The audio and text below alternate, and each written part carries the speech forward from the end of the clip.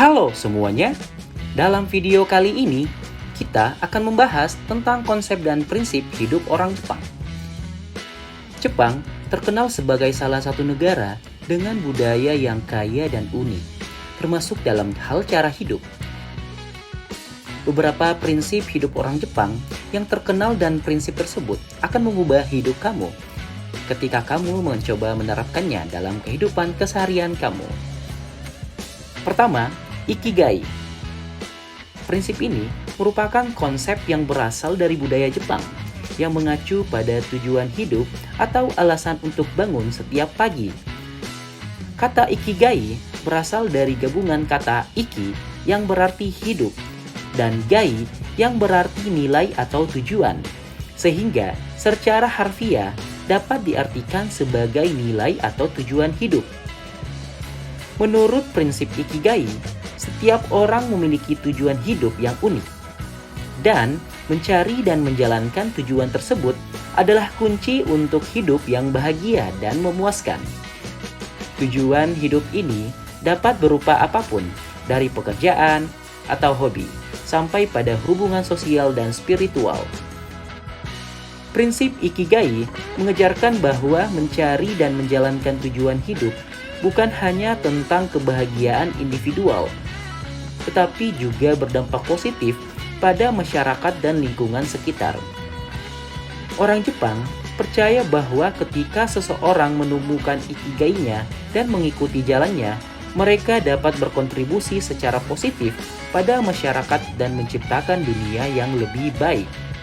Dalam budaya Jepang, konsep ikigai juga dianggap sebagai salah satu faktor yang membantu orang Jepang untuk memiliki harapan hidup yang tinggi dan menjaga keseimbangan antara kehidupan pribadi dan pekerjaan.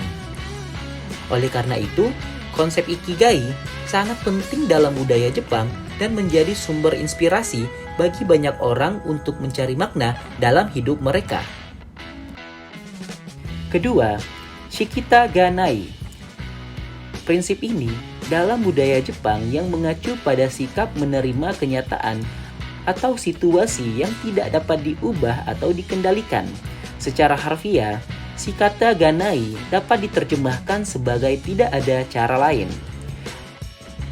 Dalam budaya Jepang, prinsip Shikata Ganai diterapkan sebagai cara untuk mengatasi kesulitan atau situasi yang sulit. Konsep ini mengajarkan bahwa terkadang ada hal-hal yang di luar kendali kita dan tidak dapat diubah. Sehingga yang terbaik adalah menerima kenyataan tersebut dan mencari cara untuk beradaptasi dan bertahan. Meskipun prinsip Shikata Ganai terkadang dianggap sebagai sikap pasif atau menyerah dalam budaya Jepang, konsep ini dilihat sebagai sikap yang bijak dan bertanggung jawab. Prinsip ini mengajarkan untuk tidak membuang-buang energi dan waktu untuk hal-hal yang tidak dapat diubah, tetapi malah fokus pada hal-hal yang masih dapat dikendalikan dan dicapai. Prinsip Shikata Ganai seringkali terlihat dalam berbagai situasi dalam budaya Jepang, seperti dalam cara orang Jepang menghadapi bencana alam, masalah ekonomi, atau kegagalan dalam bisnis atau hubungan. Dalam situasi seperti itu, orang Jepang cenderung mengambil sikap realistis dan berusaha menyesuaikan diri dengan situasi yang ada sambil tetap berusaha untuk maju ke depan. Dalam konteks sosial, prinsip Shikata Ganai juga mendorong orang untuk menghargai kerjasama dan saling membantu dalam menghadapi kesulitan atau situasi yang sulit. Oleh karena itu, konsep Shikata Ganai menjadi bagian penting dari budaya Jepang dan mendorong orang untuk memiliki sikap positif dan tangguh dalam menghadapi tantangan hidup. Ketiga, Wabi Sabi. Prinsip ini dalam budaya Jepang yang mengejarkan tentang kesederhanaan, ketidaksempurnaan, dan kerapuhan. Konsep ini sering dianggap sebagai simbol kebijaksanaan dalam pengenalan keindahan dalam hal yang sederhana dan alami. Kata wabi mengacu pada kehidupan yang sederhana, damai, dan tenang. Sedangkan sabi merujuk pada kecantikan dalam kerapuhan dan penuaan. Kedua konsep ini bersama-sama mewakili keindahan dalam hal-hal yang tidak sempurna, sederhana, dan alami. Dalam budaya Jepang, prinsip wabi-sabi terlihat dalam berbagai aspek kehidupan, mulai dari seni, arsitektur, hingga tata cara minum teh. Seni wabi-sabi cenderung memiliki kesederhanaan dalam bentuk pewarnaan yang diterapkan, seperti menghargai karakteristik alami dari bahan yang digunakan seperti kayu, batu, atau kertas. Prinsip wabi-sabi juga mengajarkan tentang pentingnya menerima dan menghargai keadaan alami dari segala sesuatu termasuk diri sendiri.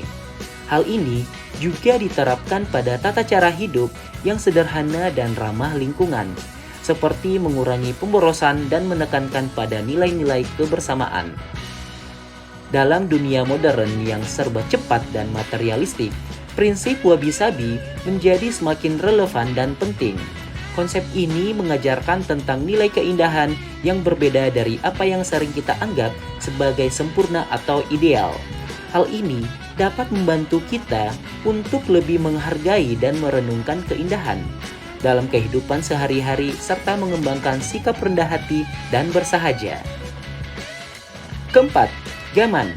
Prinsip ini dalam budaya Jepang yang mengajarkan tentang ketahanan diri, kesabaran, dan ketekunan dalam menghadapi kesulitan atau situasi yang sulit. Konsep ini sering dianggap sebagai simbol kemampuan orang Jepang untuk bertahan dan mengatasi berbagai tantangan yang dihadapi. Kata gaman secara harfiah dapat diterjemahkan sebagai menahan diri atau menahan kesulitan. Prinsip ini mendorong orang untuk bertahan dan bersabar dalam menghadapi situasi yang sulit, serta menghindari perilaku impulsif atau keputusan yang ceroboh. Dalam budaya Jepang, prinsip gaman terlihat dalam berbagai aspek kehidupan, termasuk dalam seni, olahraga, bisnis, hingga dalam kehidupan sehari-hari. Orang Jepang dianggap memiliki kemampuan untuk bertahan dan bekerja keras dalam mencapai tujuan, serta memiliki sikap sabar dan rendah hati dalam menghadapi kegagalan. Prinsip gaman juga mengajarkan tentang pentingnya menempatkan kepentingan bersama di atas kepentingan pribadi. Orang Jepang cenderung mengutamakan kerjasama dan menghargai nilai-nilai seperti kesederhanaan, kedisiplinan, dan tanggung jawab dalam menghadapi situasi yang sulit. Dalam konteks sosial, prinsip gaman juga menjadi nilai yang dihargai dalam menghadapi bencana alam atau situasi yang memerlukan kerjasama dan solidaritas masyarakat. Orang Jepang cenderung memiliki sikap yang disiplin, bekerja sama, dan mengutamakan kepentingan bersama dalam menghadapi situasi yang sulit. Kelima, oibaitori. Prinsip ini dalam budaya Jepang yang mengajarkan tentang sikap sopan santun dan perhatian terhadap orang lain. Konsep ini sering dianggap sebagai simbol kemampuan orang Jepang untuk memperhatikan dan menghargai keberadaan orang lain di sekitarnya. Kata oibaitori secara harfiah dapat diterjemahkan sebagai mengambil tempat orang lain atau menggantikan posisi orang lain. Prinsip ini mendorong orang untuk memperhatikan dan menghargai pandangan dan perasaan orang lain, serta berusaha untuk mengambil perspektif dan posisi orang lain. Dalam budaya Jepang, prinsip oibaitori terlihat dalam berbagai aspek kehidupan, termasuk dalam tata cara berbicara, bergaul, hingga dalam bisnis. Orang Jepang dianggap memiliki kemampuan untuk memperhatikan dan menghargai keberadaan orang lain, serta memiliki sikap sopan santun dan ramah dalam bergaul. Prinsip oibaitori juga mengajarkan tentang pentingnya menempatkan diri pada posisi orang lain dalam mengambil keputusan atau bertindak. Hal ini dapat membantu orang untuk memperoleh pemahaman yang lebih baik tentang pandangan dan perasaan orang lain, serta membuat keputusan yang lebih baik dan meminimalkan konflik. Dalam konteks bisnis, prinsip oibaitori juga menjadi nilai penting dalam membangun hubungan dan jaringan bisnis yang baik. Orang Jepang cenderung memiliki sikap ramah, sopan santun, dan perhatian terhadap kepentingan orang lain dalam berbisnis. Dalam dunia yang serba kompleks dan multikultural saat ini, prinsip oibaitori menjadi semakin penting dalam memperkuat hubungan sosial dan antar budaya. Konsep ini mengajarkan tentang pentingnya menghargai dan memperhatikan keberadaan orang lain di sekitar kita, serta mengembangkan sikap sopan santun, perhatian, dan pengertian terhadap perbedaan orang lain. Keenam, Kaizen. Prinsip ini dalam budaya Jepang yang menekankan pada perbaikan terus-menerus dalam segala hal. Kata Kaizen secara harfiah berarti perbaikan yang baik atau perbaikan terus-menerus. Konsep ini mengejarkan tentang pentingnya melakukan perbaikan kecil-kecil secara terus-menerus untuk mencapai perbaikan besar dalam jangka panjang. Prinsip Kaizen diterapkan dalam berbagai aspek kehidupan, termasuk dalam bisnis, manufaktur, dan kehidupan sehari-hari. Dalam konteks bisnis, prinsip Kaizen sering diaplikasikan untuk meningkatkan produktivitas, efisiensi, kualitas, dan kepuasan pelanggan. Dalam prinsip Kaizen, tidak ada batas atau akhir dari upaya perbaikan. Konsep ini mendorong orang untuk selalu mencari cara untuk meningkatkan dan melakukan perbaikan terus-menerus dalam setiap aspek kehidupan. Prinsip Kaizen juga mengajarkan tentang pentingnya kolaborasi dan kerjasama dalam mencapai perbaikan terus-menerus. Dalam konteks bisnis, prinsip ini dapat diterapkan dengan melibatkan semua karyawan dalam upaya perbaikan, sehingga setiap orang merasa memiliki tanggung jawab dan kontribusi dalam mencapai tujuan perusahaan. Dalam kehidupan sehari-hari, prinsip Kaizen juga dapat diterapkan dengan mengembangkan kebiasaan melakukan evaluasi diri dan perbaikan terus-menerus dalam berbagai aspek kehidupan seperti kesehatan, keuangan, dan hubungan sosial. Dalam budaya Jepang, prinsip Kaizen menjadi nilai yang penting dalam mengembangkan kemampuan dan kualitas hidup. Konsep ini mengajarkan tentang pentingnya melakukan perbaikan terus-menerus dalam segala hal, baik dalam pekerjaan maupun dalam kehidupan sehari-hari, sehingga dapat mencapai hasil yang lebih baik dan memperbaiki kualitas hidup secara keseluruhan. Ketujuh dan terakhir, Shuhari. Prinsip ini dalam budaya Jepang yang digunakan untuk menggambarkan tahapan dalam pembelajaran dan pengembangan keterampilan. Konsep ini digunakan terutama dalam seni bela diri, tapi juga dapat diterapkan dalam berbagai aspek kehidupan. Tahap pertama adalah Shu, yang berarti mengikuti. Pada tahap ini, seseorang harus mempelajari dan memahami prinsip-prinsip dasar dan teknik-teknik dasar dari suatu disiplin atau keterampilan. Pada tahap ini, penting bagi seseorang untuk mengikuti dan meniru dengan hati-hati, tanpa mencoba mengubah atau mengembangkan teknik mereka sendiri. Tahap kedua adalah H, yang berarti menjelajahi. Pada tahap ini, seseorang mulai mengembangkan pemahaman yang lebih mendalam tentang keterampilan yang mereka pelajari. Mereka mulai mencoba mengembangkan teknik mereka sendiri dan menyesuaikan keterampilan mereka dengan gaya atau situasi yang berbeda.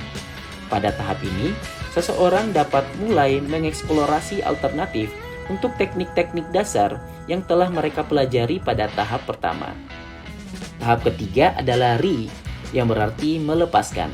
Pada tahap ini, seseorang telah mencapai tingkat yang sangat tinggi dalam pembelajaran dan pengembangan keterampilan mereka.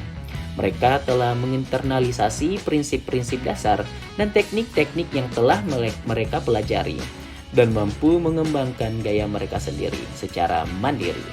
Pada tahap ini, seseorang sudah melepaskan ketergantungan pada teknik-teknik dasar yang dia pelajari pada tahap pertama dan mengembangkan pemahaman yang lebih dalam tentang keterampilan mereka sendiri.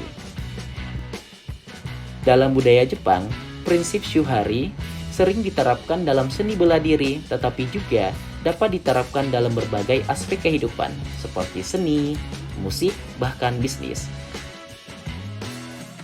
Konsep ini mengajarkan pentingnya untuk memahami prinsip-prinsip dasar sebelum memulai pengembangan teknik yang lebih canggih dan kompleks. Dalam seni bela diri, prinsip ini mengajarkan pentingnya menghormati dan mempelajari teknik-teknik dasar, sebelum mengeksplorasi teknik-teknik yang lebih canggih. Dalam bisnis, prinsip ini mengajarkan pentingnya memahami prinsip-prinsip dasar dan proses sebelum mencoba mengembangkan produk atau layanan yang lebih kompleks dan inovatif. Itulah beberapa konsep dan prinsip hidup orang Jepang. Semoga informasi ini dapat memberikan wawasan cara baru dalam menjalani hidup yang lebih baik. Terima kasih sudah menonton. Jangan lupa like, share, and subscribe channel ini ya.